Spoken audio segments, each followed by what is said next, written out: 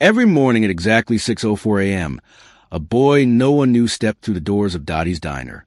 He never spoke, never ordered, just sat alone, staring at a broken watch strapped to his wrist like it still kept time for someone he was waiting for. Most folks looked right through him. But Ruth noticed. In the morning, he didn't show up. Everything unraveled. Every morning, just before the sun painted gold across the rusted roof of Dottie's diner. The boy walked in, always at 6:04 a.m., never early, never late. He was maybe 10, maybe younger, rail-thin with jaw set like someone 3 times his age. His sneakers were worn bald at the toes. His coat didn't match the season. But what caught Ruth's eye first wasn't his silence. It was the watch. A cracked, busted wristwatch he kept staring at like it still told him something important. The regulars didn't notice him. Truckers too tired. Retirees too grumpy. But Ruth, 62, with silver hair pulled into a no-nonsense bun and the kind of tired eyes that could still see everything, noticed. She'd been slinging eggs at Dottie's for almost 2 decades, but something about this boy set her spine ticking. There was no backpack, no school papers, no cell phone. Just that watch and the way he sat like he was waiting for something or someone who'd never come. On his 4th visit, Ruth decided to act. She dropped a plate of eggs and toast in front of him and muttered, loud enough for the counter to hear, "Truck driver paid and left before I realized he'd ordered 2. The boy didn't move at first, just stare at the food like it might be poison or a trick. Ruth busied herself behind the coffee machine, watching from the corner of her eye. Finally, he picked up the fork. Ate every bite. No crumbs left. The next morning, it was pancakes. After that, oatmeal with extra cinnamon. Ruth created stories each time. A salesman forgot his plate. The cook messed up an order. Someone paid for the next customer on a whim. But the truth? She paid for them herself.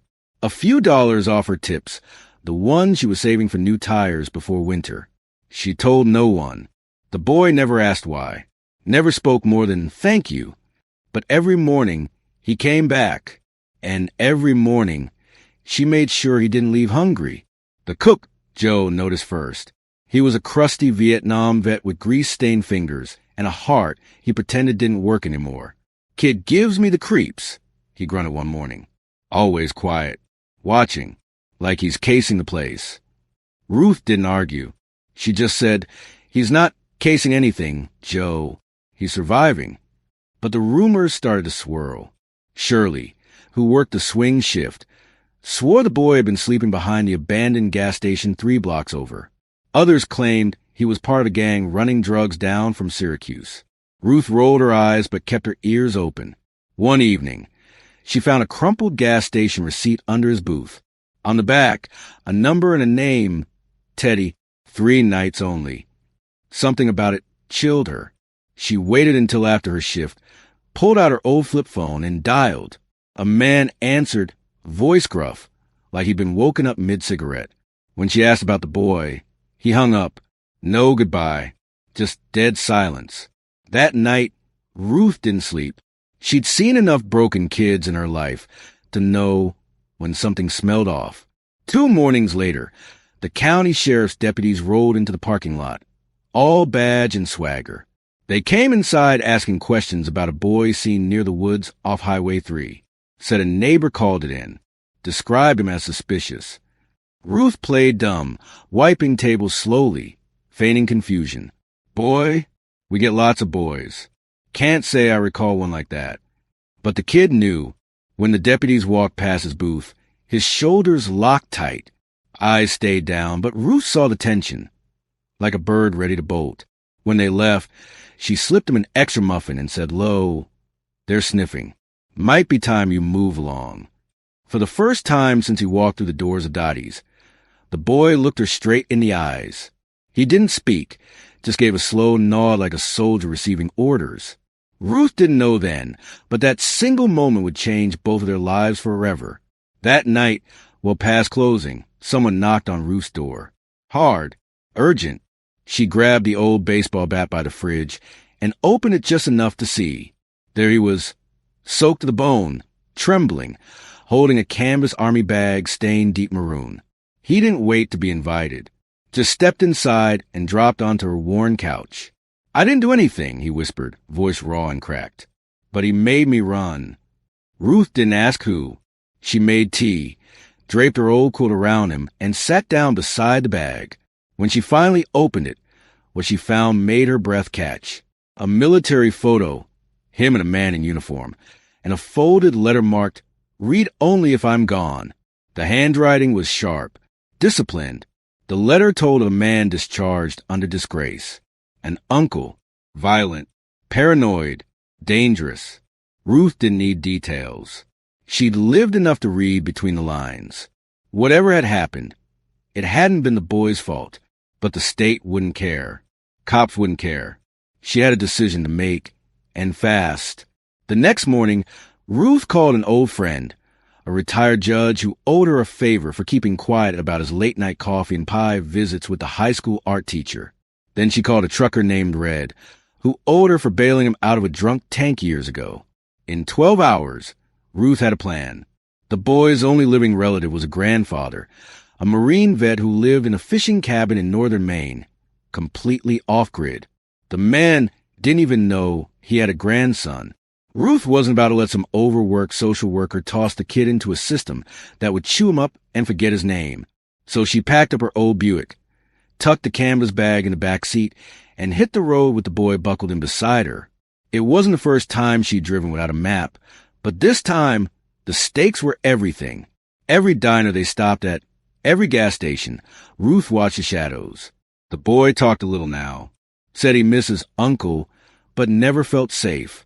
Said he watched the clock because his dad used to say, "If I'm not back by 6:04, go to Plan B." Whatever Plan B was, the boy had followed it, and it led him to Ruth. They arrived at the cabin on the third night, just before dusk. The man who opened the door looked like he'd been carved from granite. Tall, white beard, Marine tattoo still sharp on his forearm. When he saw the boy, he didn't blink, didn't speak, just stepped aside, wide enough for them to enter. Ruth handed him the letter. He read it, then sat down hard. No questions, no tears, just the quiet understanding of a man who'd seen too much to be surprised anymore. Ruth didn't stay long. She left the boy with his grandfather, a stock fridge, and the only photograph he had of his father. Driving away, she checked her rear-view mirror once, saw the two of them standing on the porch. The boy had his arm around the old man's waist. For the first time, he wasn't holding the watch. He wasn't looking at the time. Weeks later, a plaque appeared on the wall of Dottie's diner. It read, "In honor of every child who waits to be noticed." No ceremony, no big announcement. Just a quiet corner booth that stayed open for whoever needed it. Ruth kept working, kept serving coffee with a wink and a wisecrack.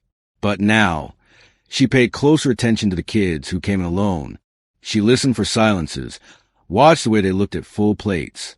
One morning, a teenage girl with bruises under her sleeves sat in the boy's old booth.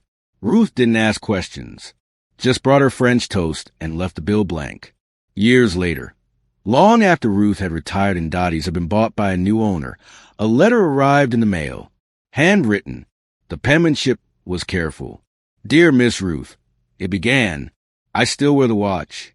It doesn't work, but I don't need it to anymore. My grandpa says I smile more now. I fish. I eat too much. I sleep with both eyes closed. You can just feed me. You believe me. I think about you every morning at 6:04. That's the time my life changed. Thank you, Teddy." You see, sometimes a child walks into a diner and asks for nothing, but they're asking for everything. Food, safety, a reason to stay. And sometimes the person who notices is just a tired waitress with tired knees and a heart that hasn't quite given up. The lesson isn't complicated. Be the person who notices. Be the one who doesn't ask why someone is hungry. Just feeds them. Because behind every plate of eggs you serve, there might be a child clinging to hope like a broken watch that no longer ticks, but still means everything.